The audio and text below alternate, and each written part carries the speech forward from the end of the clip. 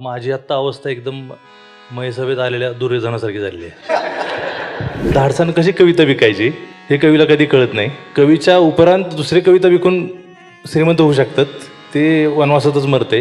कवितेनं खूप जगणं बदललं, खूप धाडस दिलं, टिकून राहण्याचं एक म्हणतो ना एक जीवन इच्छा दिली मला. जवळचा कोणी असला की तो आपल्याला भारी वाटत नाही, दूरचा भारी वाटतो. तेलुगूतला तमिळमधला भारी वाटणार.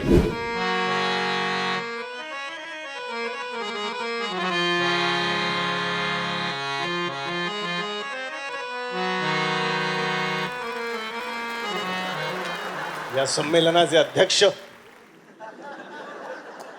या मैफिलीतलं सर्वात मोठं नाव, जे एकतर नवख्या अभिनेत्यांसोबत काम करतात किंवा थेट अमिताभ बच्चन सोबत काम करतात.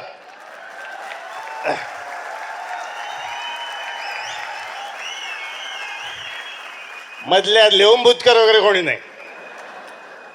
ते महाराष्ट्राचे लाडके कवी, अभिनेते आणि दिग्दर्शक श्री नागराज मंजुळे.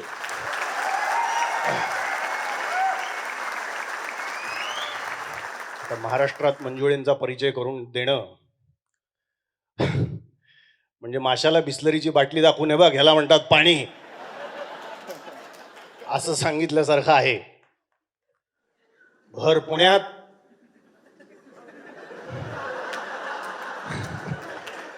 मला मंजुळेंचा परिचय करून द्यावासा वाटला. हे जर बाहेर कळलं तर या समाजाला माझ्यावर हसण्याचं आणखीन एक कारण मिळेल. त्यामुळे मी या फंदात पडत नाही. आता नागराज मंजुळेंची कारकीर्द आणि प्रतिमा पाहून तुम्हाला असं वाटत असेल की ते खूप रसिक बिसिक असतील, तर ते बरोबरच वाटतंय, ते आहेतच.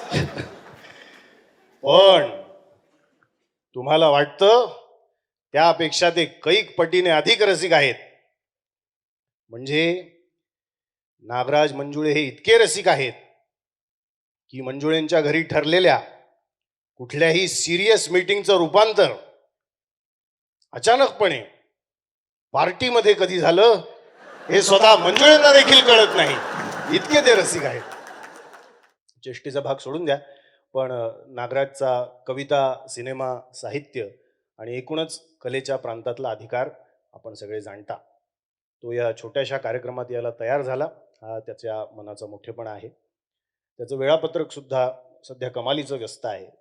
तो कुठल्याही कारणाने, म्हणजे खऱ्या कारणाने सुद्धा नाही म्हणू शकला असता, पण मी कंटिन्युटीत असताना देखील, पण त्याने तसं केलं नाही आणि आमच्यासाठी एक संध्याकाळ राखून ठेवली. मी मनापासून त्याच्याबद्दलची कृतज्ञता इथे व्यक्त करतो. आपण लवकरच एका कवीला पाचारण करणार आहोत, पण तत्पूर्वी मी स्वतः उत्सुक असलेली गोष्ट म्हणजे अध्यक्षीय मनोगत. रसिको हो, जोरदार टाळ्या श्री नागराज मंजुळे.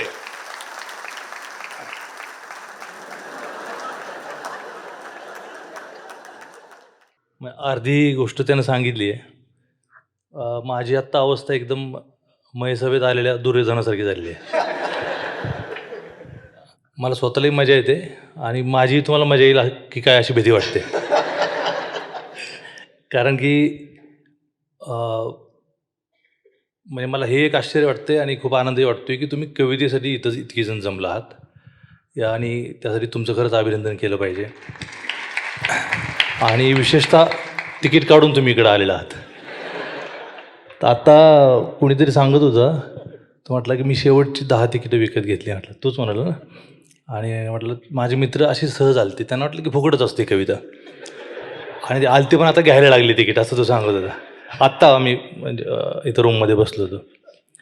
तर मला फार मजाही येते. आता कविता कशी विकायची किंवा कवितेचं मूल्य काय ठरवायचं ह्याचं काही लॉजिक नाही.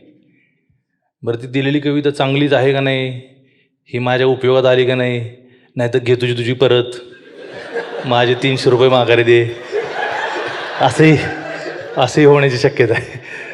त्यामुळं धाडसानं कशी कविता विकायची हे कवीला कधी कळत नाही. कवीच्या उपरांत दुसरे कविता विकून श्रीमंत होऊ शकतात, ते वनवासातच मरते. कवी, जे काही चांगले कवी होते. पण ओम जरा चालाकच आहे तो. आणि तो म्हणला ना, मला अजिबात अंदाज नव्हता की कसा कार्यक्रम आहे. म्हणजे मी म्हटलं की सुखन आहे, त्याच्यात मी एक पाहुणा म्हणून थोड्या वेळ जाणार आहे. मग हळूहळू जेव्हा पोस्टर आले, मग ह्यानं मला सांगितले की असं असं मैसभा आणि काही नवे कवी आहेत. परत परवा फोन आला की तुला काहीतरी बोलायचं आहे की कवितेनं काय बदललं, म्हणजे माझ्यातलं. तर मी विचार करत होतो कवितेनं काय बदललं. तर असाही प्रश्न असू शकतो की कवितेनं काही बदलू दिलं नाही. आणि मला वाटलं की कविता ना माझी अँकरसारखी माझ्या आयुष्यात राहिली. म्हणजे एखाद्या वादळात आपण समुद्रात अँकर टाकून ठेवतो आणि किती लाटा, ऊन वारा पाऊस येऊन जातो आणि तुम्ही तिथंच असता. कवितेने दृश्यमान असं काहीच केलं नाही माझ्या आयुष्यात. मी एकदम सुरुवातीला कविता लिहायचो. कविताच का लिहावी वाटली ह्याचंही काही लॉजिक आत्ताही कळत नाही की आपण कविताच का लिहिली, किंवा कोणीतरी का कविता लिहितं ह्याचंही काही मला उमगत नाही. म्हणजे गालिबनं का लिहावं आणि त्यानं का, म्हणजे नाही का असं इतकं जगणं खूप विस्तारानं बघत राहावं, सूक्ष्म बघत राहावं, त्यानं लिहावं आणि ते आपल्याला आजही उपयोगाला यावं. पण त्याच्या जवळचे असतील, तसं आता ओम बोलला ते इतकं करेक्ट आहे. जवळचा कोणी असला की तो आपल्याला भारी वाटत नाही, दूरचा भारी वाटतो. तेलुगूतला, तमिळमधला भारी वाटणार तुम्हाला कवी, कलाकार, आणि परदेशी असला तर अजून भारी वाटतोय. तर हे गणित आहेच. माझी आई मला विचारायची की ते कवितेचे किती पैसे मिळतात तुला, कारण मी उठसूट वाचतच बसायचो, लिहितच बसायचो. आणि मी म्हणजे एक काळ होता की खूपच वेळ लागला तो वाचायचा, तेव्हा मोबाईल नव्हता.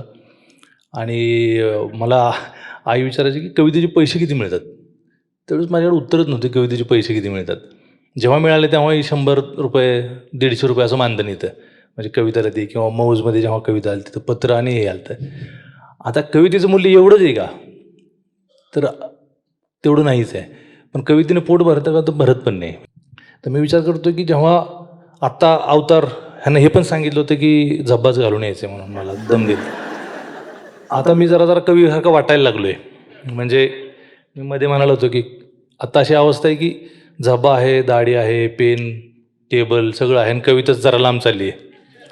आणि हे काळ होता की लोफरसारखा दिसायचो पण कविता सोबत असायची. आणि माणसांचं तिरस्कार, दुर्लक्ष करणे, आपलं अवमूल्यन करणे, हे सगळं त्या कवितेच्या सोबतीनं सहन केलं. आणि त्याच्यामुळं मला नाही का तो काळ सुसह्य झाला. मी दरवेळेस म्हणतो, नशा जर काय असेल, छोटी ताकद काय असेल, तर कवितेच्या 4 ओळी असतात.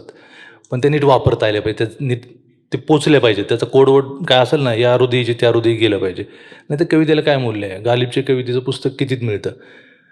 म्हणजे बापाच्या पुस्तकाचं कॉपीराईट पोराला घेता येईल, पण आशयाचा कॉपीराईट घेता येत नाही. बापाचा जो आशय आहे त्याचा कॉपीराईट तो मागतच नाही. तर म्हणतो पुस्तक विकून नेतील त्या पैशात माझा हक्क आहे, पण आशयात काय हे करता येत नाही. म्हणून मला वाटतं की इतकी सगळी आपले मायबाप मोठमोठे कवी आहेत.